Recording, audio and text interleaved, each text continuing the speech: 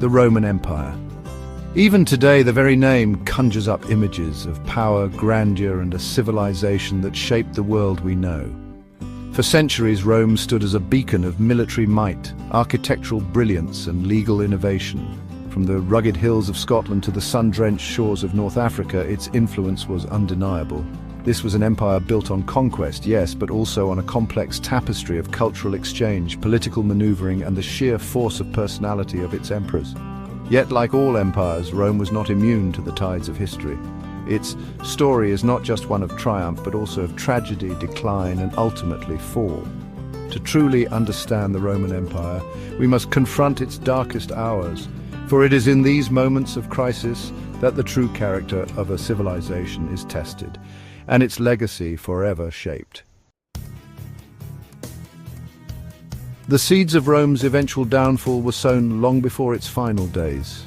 The grandeur of Rome, with its sprawling cities, magnificent architecture, and unparalleled military might, masked the underlying issues that would eventually lead to its demise.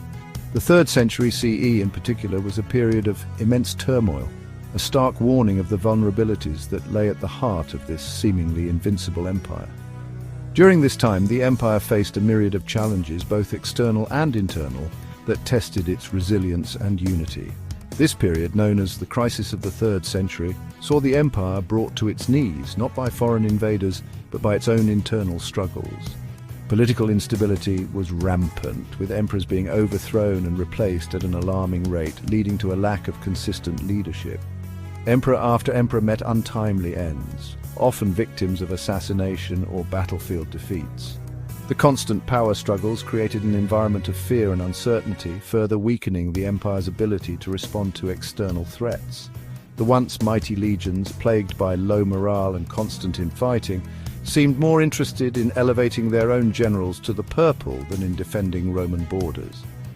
This internal discord made it increasingly difficult to maintain the vast territories that Rome had conquered over the centuries. The empire, weakened and fractured, became easy prey for ambitious barbarians who sensed opportunity in the chaos. These external pressures only compounded the internal issues, creating a perfect storm that threatened the very existence of Rome. This tumultuous period exposed the cracks in Rome's foundation, cracks that would only widen with time. The infrastructure that once symbolized Roman strength and ingenuity began to crumble, reflecting the empire's deteriorating state. It was a stark premonition of the darkness to come, a sign that even the mightiest of empires could crumble under the weight of their own contradictions. The lessons from this era serve as a reminder of the fragility of power and the inevitable consequences of internal decay. If we were to pinpoint a single day that encapsulates the Roman Empire's darkest hour, it would be the 24th of August, 410 CE. This date marks a pivotal moment in history, a day when the unthinkable became reality. The mighty walls of Rome, which had stood for centuries as a symbol of strength and stability, were breached by an invading force. The Eternal City, once the heart of a vast and seemingly invincible empire, found itself vulnerable and exposed. On this day, the unthinkable happened. Rome, the Eternal City, the heart of a vast empire, fell to a foreign invader. The fall of Rome was not just a military defeat, it was a catastrophic event that sent shockwaves throughout the known world. The city that had once been the epicenter of culture, politics, and power was now under siege, its streets filled with chaos and despair. The event sent shockwaves throughout the known world, marking not just a military defeat, but a symbolic shattering of the aura of Roman invincibility. The psychological impact of this event was profound. For centuries, Rome had been seen as an unassailable fortress, a beacon of civilization and order. Now that image was irrevocably tarnished. The invaders were the Visigoths, a Germanic tribe led by the cunning and ambitious Alaric. Alaric had long harbored ambitions of conquering Rome, and on this fateful day his dreams were realized. The Visigoths, driven by a combination of desperation and opportunity, poured into the city, their eyes set on plunder and conquest. For 3 days, the Eternal City was subjected to plunder and violence, its streets echoing with the screams of its citizens and the clash of swords. The once orderly and majestic city was transformed into a scene of horror and devastation. The Visigoths showed no mercy as they ransacked homes, desecrated temples, and looted treasures. Temples were desecrated, homes looted, and the very foundations of Roman power shaken to their core. The cultural and religious heart of Rome was not spared. Sacred sites that had stood for generations were defiled, and the treasures of the city were carried off by the invaders. The psychological and cultural impact of this desecration was immense.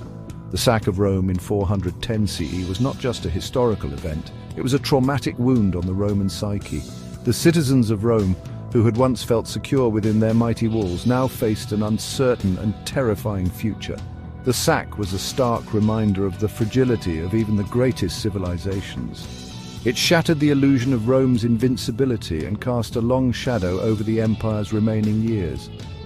The fall of Rome marked the beginning of a new era, one in which the once dominant empire would struggle to maintain its power and influence.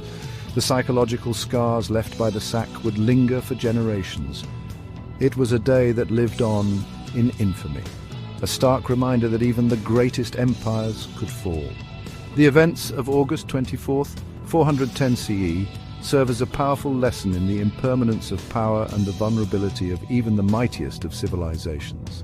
The fall of Rome remains a poignant chapter in the annals of history, a testament to the ever-changing tides of human fortune.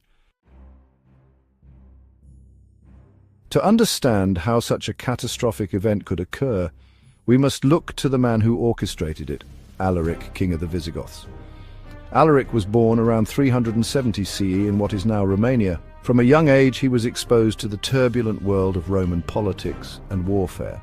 His early experiences shaped him into a formidable leader, one who would later challenge the might of Rome itself. Alaric was no mere barbarian warlord, he was a shrewd strategist and a charismatic leader who exploited Roman weaknesses to his advantage. His ability to unite the often fractious Visigothic tribes under a single banner was a testament to his leadership skills. The Visigoths, along with other Germanic tribes, had been pressuring Roman borders for decades. These tribes were not just marauding bands, they were complex societies with their own cultures and traditions. Their interactions with the Roman Empire were multifaceted, involving both conflict and cooperation. They were driven by a complex mix of motivations: the search for new lands, the desire for wealth and plunder, and perhaps even a grudging respect for the Roman way of life that they sought to emulate, or at least benefit from. The Visigoths were not merely invaders, they were also settlers and traders, seeking to carve out a place for themselves in a rapidly changing world.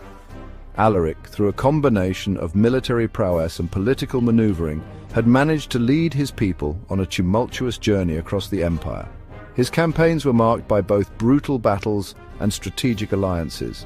As he sought to secure a future for the Visigoths within the Roman world, he clashed repeatedly with Roman forces, extracting concessions from a weakening empire.